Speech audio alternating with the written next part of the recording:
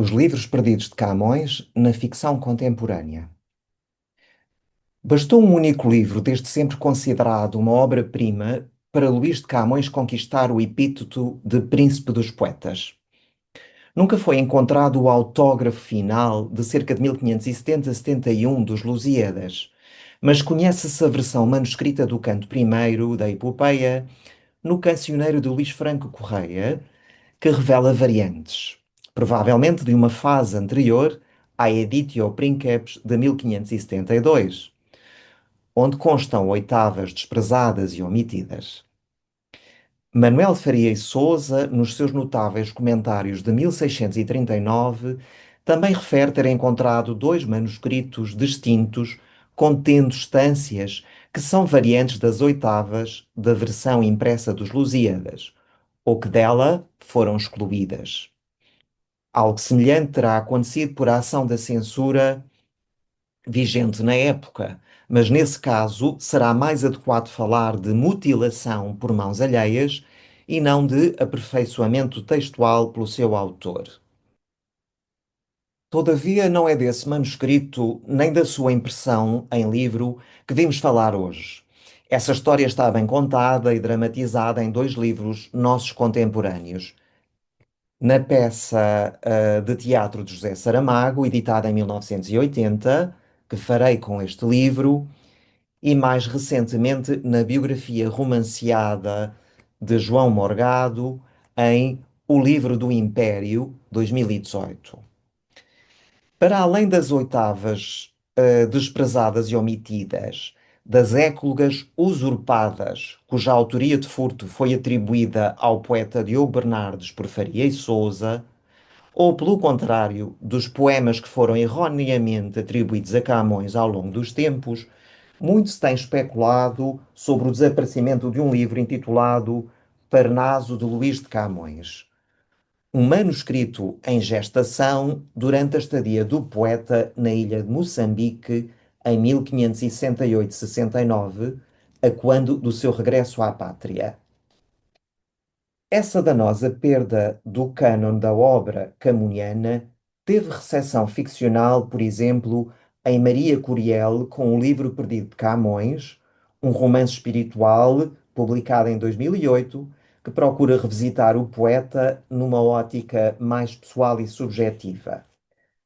Em 2016, Mário Cláudio proporciona-nos uma engenhosa trama em Os Naufrágios de Camões.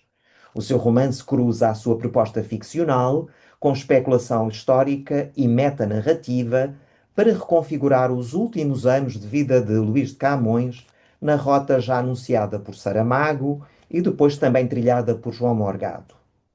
A fusão entre realidade e ficção, ou se preferir, entre verdade e efabulação, encontra-se na tese insólita da personagem Timothy Rasmussen, um excêntrico investigador. Timothy defende que Camões não teria sobrevivido ao naufrágio no delta do Mekong e que, por conseguinte, o verdadeiro autor dos Lusíadas seria Bartolomeu de Castro, capitão da nau onde Camões viajava. Segundo o mesmo Timothy, Bartolomeu teria assumido a identidade do poeta e dado continuidade à sua epopeia, apoiando-se em supostos escritos do explorador britânico Richard Burton. Estamos, pois, simultaneamente perante um caso de usurpação de identidade e de furto da autoria de uma obra. Contexto que permite questionar a autoria e a autenticidade das obras literárias ou da arte em geral, uma questão fundamental na abordagem crítica da obra camuniana de sempre. Todavia, não serão ainda estes dois romances que iremos tratar. Antes, um único romance, O Arquivo das Confissões, Bernardo Vasques e a Inveja, lançado em Lisboa e Macau em 2016, reeditado 2 anos depois e traduzido para a língua inglesa por David Brookshaw em 2019. No livro da autoria de Carlos Moraes José, está igualmente presente o tema da usurpação da identidade ou da autoria, ligado a outro tema central que é o da inveja, tratado ficcionalmente, mas com profundos fundamentos sociológicos e filosóficos. E, citando o autor do Arquivo das Confissões, quando divulga a sua obra nas redes sociais, será este o livro que finalmente desvenda o maior mistério da literatura portuguesa? O que aconteceu ao Parnaso de Luís de Camões? Como veremos, entre outros aspectos, não se trata nem de um livro de versos, nem este teria sido roubado na ilha de Moçambique. O que nos dizem os documentos históricos sobre a natureza deste livro e o seu desaparecimento na sequência do encontro de Camões e Diogo de Coto na ilha de Moçambique? Teremos testemunhos, não um, mas vários, escritos. Maria Augusta Lima Cruz, a principal investigadora da década oitava de Diogo Couto, do Couto, para comprovar não a estadia de Camões na ilha de Moçambique, atualmente um fato inquestionável, mas antes o encontro do poeta e Couto na ilha de Moçambique, temos três fontes escritas e todas tendo por base, em última instância, o testemunho do próprio Couto, que são 1. A versão resumida da década oitava da Ásia. 2. Uma outra versão desta década, designada versão Porto-Madrid, e que aqui nós na comunicação chamaremos de versão extensa. E 3. As biografias de Camões e Couto, elaboradas por Manuel Severino de Faria e publicadas em 1624 na sua obra Discursos Vários Políticos. Segundo Maria Augusta Lima Cruz, Severino Faria é o autor que validou e divulgou pela primeira vez e em letra de forma a informação relativa ao encontro de Camões e Couto na ilha de Moçambique. Couto terá sido um dos seus primeiros correspondentes na Ásia desde os inícios do século XVII.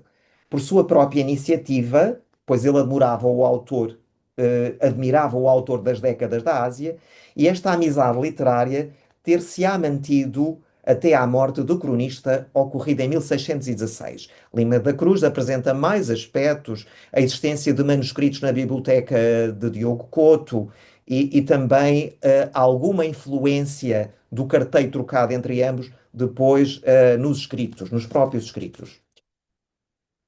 Os dois testemunhos de Diogo do Couto, constituídos pelas duas versões da década oitava da Ásia, apresentam uma história atribulada que já foi contada ao pormenor por Lima Cruz e que contém desaparecimentos e achamentos de manuscritos. Resumidamente, ambas as versões foram publicadas, como podemos ver no diapositivo, póstumamente. A versão resumida, embora redigida em 1616, ano da morte do Couto, foi publicada apenas em 1673, com novas publicações. Desta versão, conhecem-se ainda cerca de 11 lições manuscritas, na sua maioria cópias do século XVII, e em volume duplo, com o resumo da década, portanto, oitava e da década nona. Para fazer este esquema comparativo, baseei-me na informação de um artigo da professora Lima Cruz. Afortunadamente, um desses manuscritos, esclarece-nos Lima Cruz, é um códice original parcialmente autógrafo, portanto, da mão do próprio Couto, pois contém a versão resumida das décadas oitava e nona e é ainda acompanhada de uma epístola dirigida ao rei, datada de 28 de janeiro de 1616. Nessa carta, é o próprio autor das décadas que nos explica a razão da elaboração de dois resumos das referidas décadas. Segundo ele, tinha concluído as versões extensas, em dois volumes, prontas para enviar para o reino, na armada que zarparia de Goa em finais de 1514 e inícios de 1515, quando lhe foram roubadas durante grave doença que padeceu. Apesar de idoso, teria cerca de 74 anos e doente, conseguira arranjar forças para recopiá-las. Mais tarde, os descendentes de Diogo Couto vão encontrar também um manuscrito, mas mais completo, que vão enviar para o reino. Mas ainda mais tarde, e agora já no século XX, outros dois manuscritos igualmente mais extensos, estamos a falar da parte direita do nosso diapositivo, contendo uma versão textual em muitos aspectos diferente da resumida. Portanto, uma é resumida e outra é extensa, é normal que uma contenha mais informação. Esta versão é convencionalmente designada Códices Porto Madrid, por aí terem sido encontrados os textos que nós designaremos simplesmente por versão extensa. Como podemos imaginar, e a professora Lima Cruz diz, este fenómeno de revelação, sobretudo no século XX, gerou enorme polémica entre os camonistas. O essencial da contestação da credibilidade dos testemunhos centra-se no registro biográfico do próprio Camões, obviamente, onde o encontro com o cronista da Ásia é visivelmente valorizado, pois na versão extensa, no capítulo 9 do livro 5, encontramos uma narrativa mais desenvolvida e pormenorizada do que a breve nota biográfica contida na versão resumida. Em 1994, Maria Augusta Lima Cruz publicou o seu estudo crítico e comentado da versão extensa, Diogo de Couto e a década oitava da Ásia. São dois volumes em que a investigadora reuniu todo um conjunto de evidências que contrariam, obviamente, a tese de uma falsificação e apontam para um texto da Lavra de Couto, nota biográfica sobre o nosso poeta Camões. Encontramos, pois, dois poetas na ilha de Moçambique. É graças ao testemunho do próprio Diogo Couto, pois que sabemos da existência de uma relação de amizade e de colaboração literária entre ambos.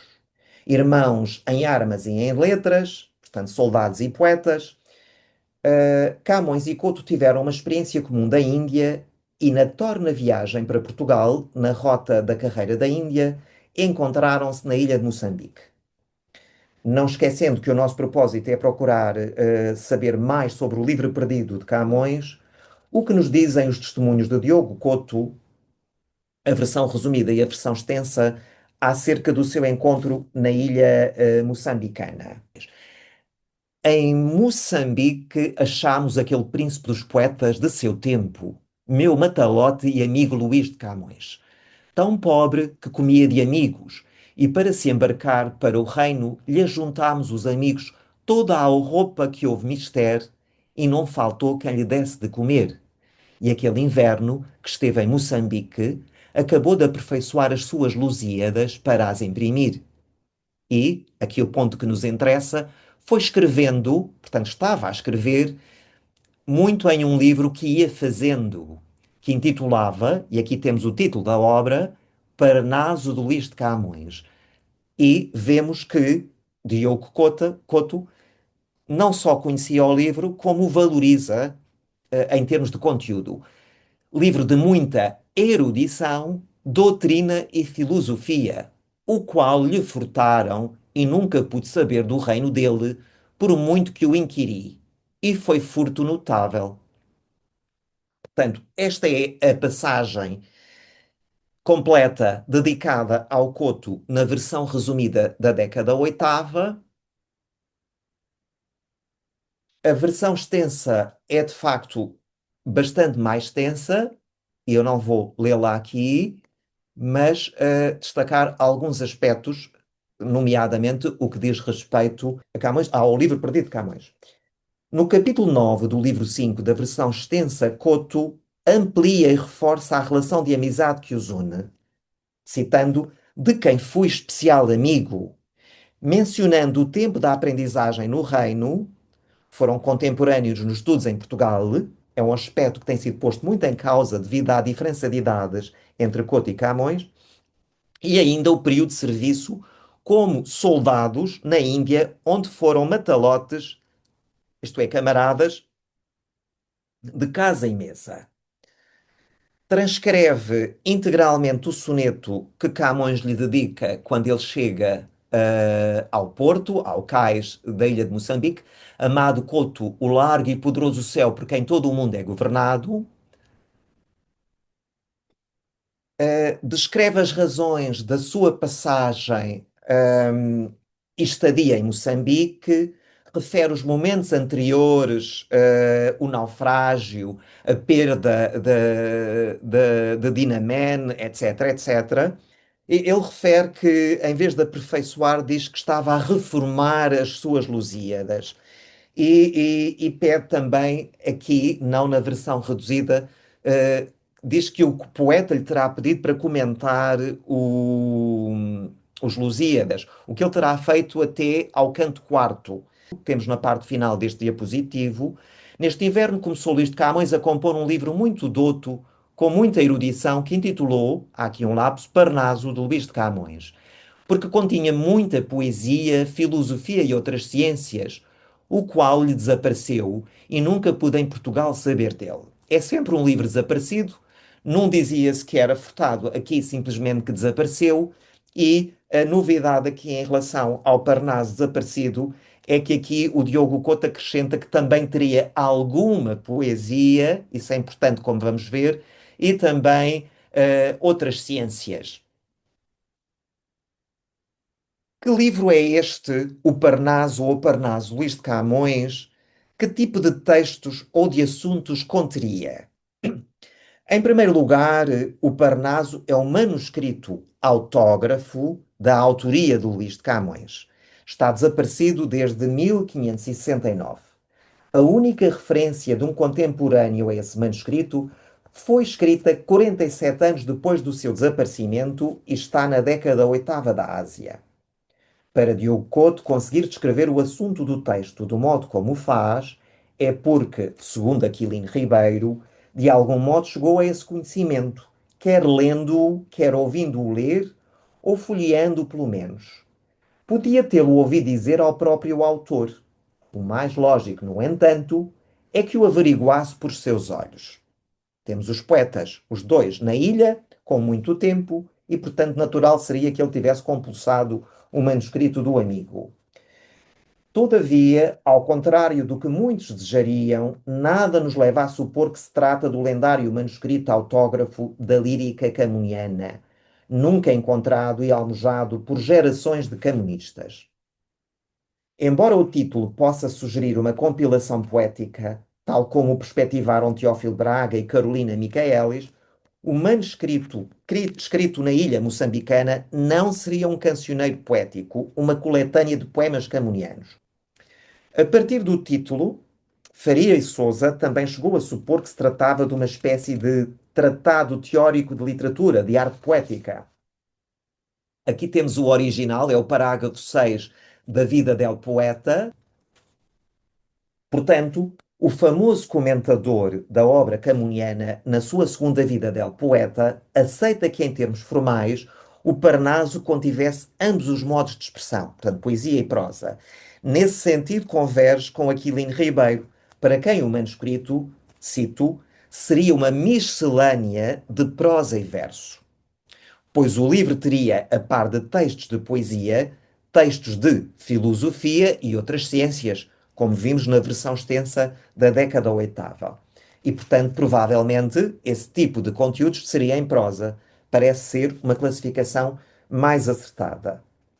Deste modo, embora obviamente o Parnaso não possa ser o almejado cancioneiro da lírica do poeta, ao incluir textos poéticos, poderá ter cumprido parcialmente essa função.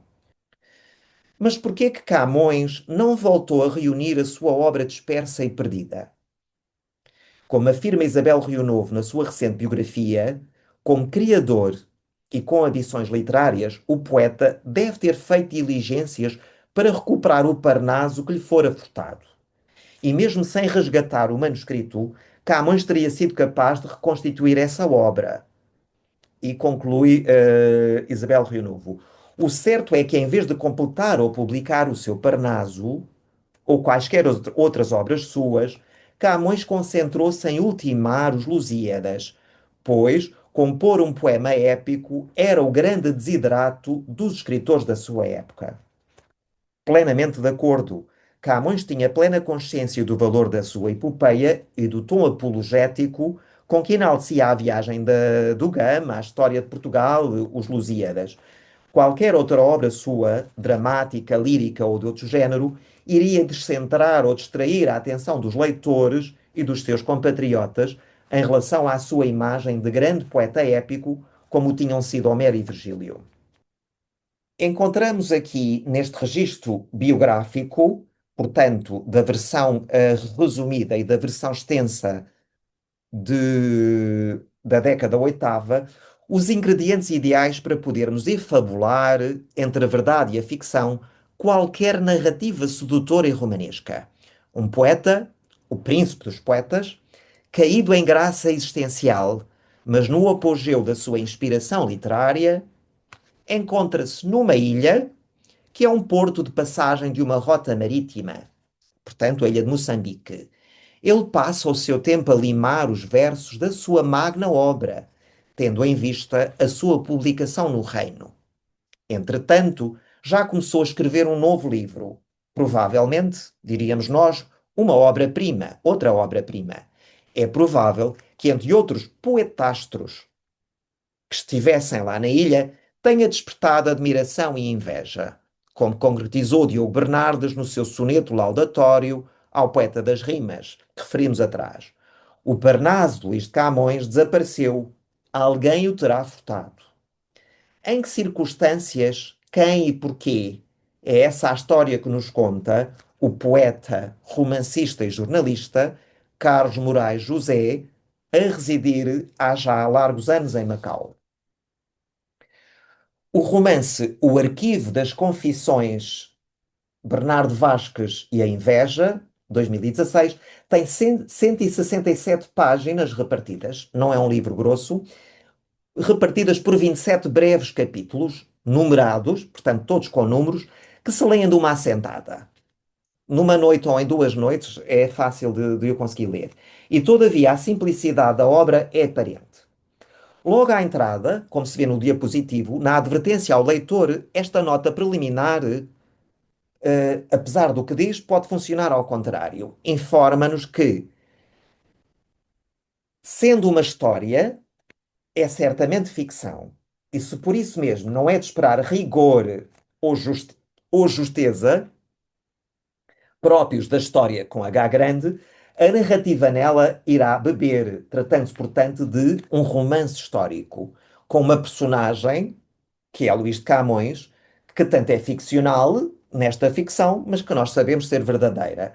Tal como o cenário da ilha na costa oriental africana, o furto de um manuscrito valioso e alguns outros aspectos da viagem que era estabelecida entre o Reino e o Estado da Índia.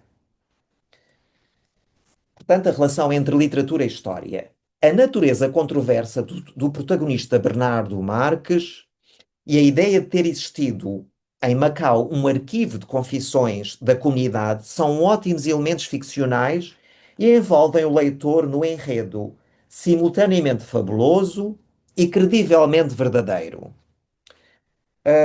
Complementarmente, no final da obra, Carlos Moraes José registra nos agradecimentos as figuras da literatura, do cinema, da história e outras, numa breve nota, que não tenho aqui, do saber, áreas do saber que o terão influenciado. Entre elas, Helmut Schauck, alemão, o autor de Envy, A Theory of Social Behavior, na tradução inglesa, que lhe proporcionará os fundamentos científicos, entre aspas, para um pródigo exame da inveja, que é outra protagonista, se não a principal protagonista da história.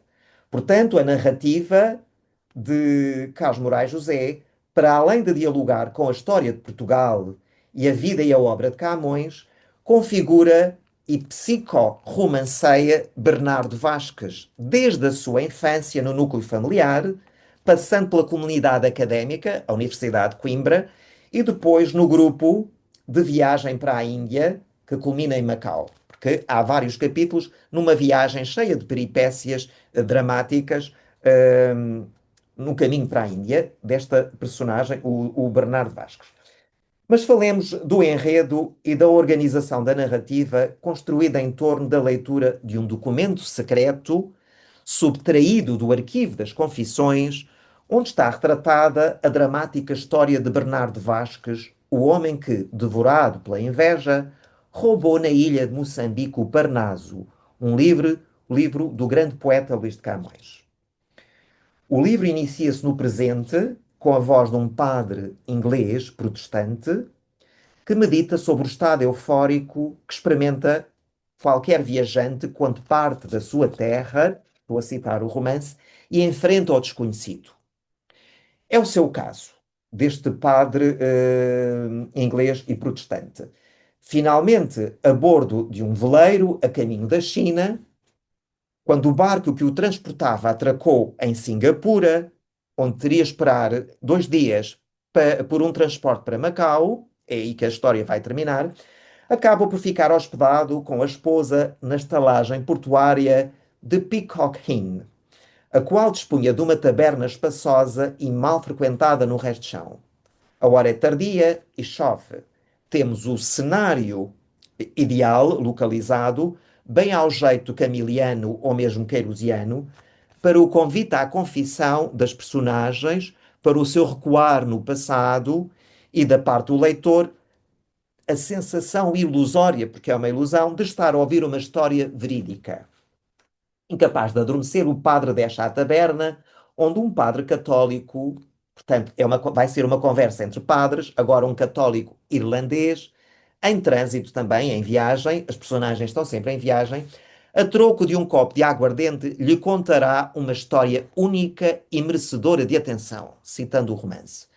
Fica então a saber que um pequeno grupo de jesuítas em Macau decidiu colecionar confissões e delas fazer objeto de estudo para uma melhor compreensão da mente, da alma e do espírito, criando então um arquivo de confissões onde os crimes, os desvios, os pecados e as lamúrias, estou a citar o romance, numa palavra, uma extensiva parte da alma humana se desvenda de forma voluntária e na sincera súplica do perdão.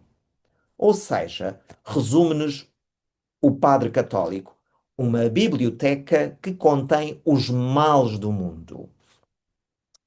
Perante a inverosímil e fascinante história do que considerou ser os devaneios de um alcoólico ou de um louco, o Padre Católico, o primeiro da história, tenta persuadi-lo, perdão, o segundo da história, tenta persuadi-lo passando-lhe um documento secreto, precisamente a Confissão de Bernardo Vasques, um português que viajou para a Índia no século XVI. Estamos no capítulo 4, assistindo a uma conversa que decorre num tempo presente.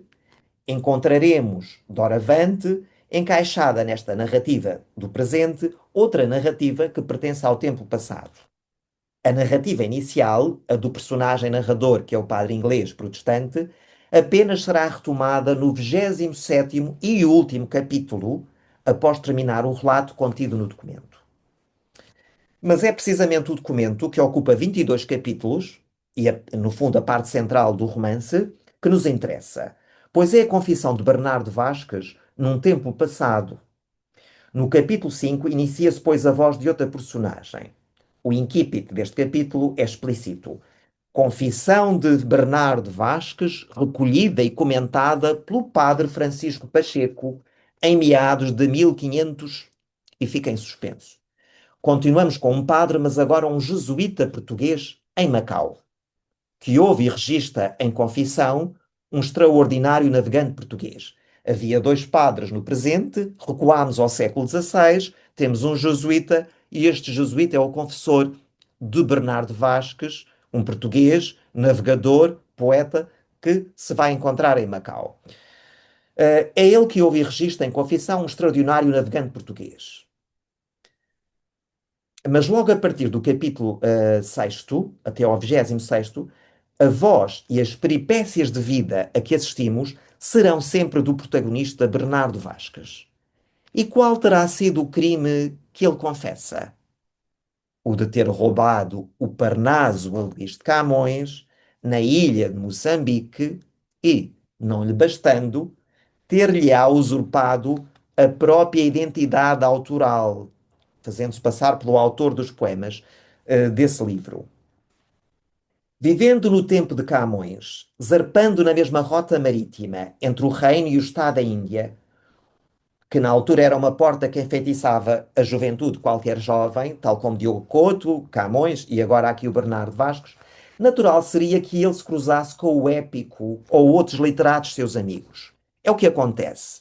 Mas ao contrário de Diogo Couto, que com ele se junta no Torna Viagem para Portugal, Bernardo Vasques avista-o na sua viagem de ida para a Índia.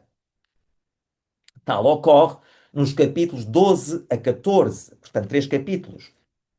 O furto do livro é executado no capítulo 14. No romance, o Parnaso é um livro, no romance de Carlos Moraes José, o Parnaso é um livro de poesia. O Cancioneiro da Lírica de Camões, o qual é furtado ao seu autor na ilha e não no resto da viagem de regresso ao reino ou já em Portugal, como a década oitava de Couto nos faz pressupor, como nos disse Aquilino Ribeiro. Em vez de um amigo cronista, temos um inimigo poeta, uma espécie de poeta maldito, infectado pelos versos do poeta, que se convence a si mesmo de estar a praticar o bem, quando afinal está a servir o mal. Torna-se um pecador em nome da inveja que o corrói, pois desejaria ser ele o iluminado que é um Deus, o absoluto em poesia, estamos a falar de Camões, mas que sabe ser incapaz de atingir, pois falta-lhe o talento dele, Camões, para ser Camões. Bernardo Vasques é o ser humano face ao poder da arte, o sublime de uma obra-prima, que simultaneamente o exalta e o oprime. Na impossibilidade de resumir a totalidade da experiência de leitura, é melhor ler o livro, ler o romance, tínhamos uma aproximação através de um excerto que mostra uma das razões pelas quais o poeta Bernardo inveja o príncipe dos poetas. Vemos também um pouco da escrita de Carlos Moraes José, que é poeta e que de facto tem uma escrita realmente muito bonita. A sua obra era demasiado bela, encadeava. Como escrever depois dele? Quantos poetas vindouros não susturiam o verbo depois de lhe conhecerem os versos, por darem conta da impossibilidade de os igualar, ainda menos de os superar? O desaparecimento dos seus escritos sossegaria o futuro, manteria abertos os portões da imortalidade aos poetas a haver. Não era apenas a minha existência ameaçada. Durante séculos, os escritores comparar-se-iam com ele e partilhariam do meu desespero. Aquela obra era demasiado genial para lhe ser permitida a existência. Nós, os mortais, não aguentaríamos viver a sua sombra. À sua sombra. Destruí-la seria um ato humanitário, uma bondade digna do grande amigo do homem. Em A Literatura e o Mal, Georges Bataille afirma que ela é o essencial ou não é nada, a literatura. E se essa essencialidade também se acha vinculada ao mal, é porque a literatura tem interesse como arte total, uma arte que desafia o bem convencional e a moral normativa, que confronta, pois, o mal. Todavia, ocorrendo no extremo do possível e do perigo, essa intensidade da literatura poderá levar as personagens à ruína. Bernardo Vasques é um anjo decaído, um Dorian Gray cujo retrato é uma confissão que espalha a sua degradação moral. A sua admiração extremada é quase irracional. O seu desejo é inveja. E, segundo Helmut Schoeck, a inveja é uma teoria social. Ele argumenta que a inveja é um sentimento universal e inerente à condição humana, desempenhando um papel central nas dinâmicas sociais. Portanto, um sentido positivo e um sentido negativo. Em O Arquivo das Confissões, ela, a inveja, é protagonista, ostentada logo no subtítulo da obra. Mas quem roubou o Parnaso a Camões? Este romance-tese belo e profundo, que é o Arquivo das Confissões, Bernardo Vasques e a Inveja, de Carlos Moraes José, ficciona de forma ousada e original a perda do Parnaso de Luís de Camões. A sua trama é imaginada, mas também ousada. Convida-nos a conhecer o lado sombrio da natureza humana, a compreender o desejo que se reveste de inveja e também de culpa. A poesia de Camões é a luz, encandeia, pode fascinar e cegar, exaltar e oprimir. E Camões, o seu criador, surge ora como um deus omnipotente, ora como um fantasma obsidiante, nunca, em todo o romance, nunca nomeado. O mistério do desaparecimento do Parnaso inspirou esta narrativa contemporânea. O romance, ao refletir sobre a questão da inveja, com todas as suas implicações negativas e positivas, poderá ser a chave para a descoberta do verdadeiro Parnaso e do seu roubador. Para tal, será preciso pensar fora dos esquemas mentais, convencionais e académicos. Se, como suspeita Maria Augusta Lima Cruz, a editora da década oitava da Ásia, o trecho biográfico do poeta na década oitava da Ásia pode ser uma, cito, construção biográfica elaborada por Couto mais de 40 anos após o encontro em Moçambique, não sendo mais que uma das muitas reconstituições da vida de Camões, baseadas na exegese da sua produção literária e nos seus primeiros biógrafos. Portanto, considera não que é falso o depoimento, mas que pode ter sido reelaborado. Onde está o Parnaso? Que obra conhecida ou pouco conhecida de um autor da época de Camões revela afinidades com o estilo literário camoniano?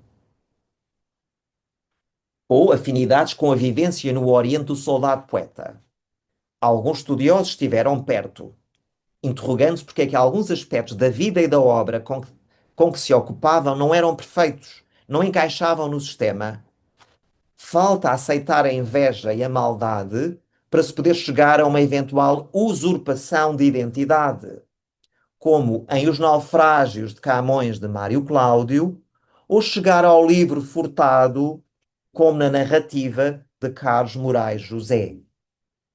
Obrigado.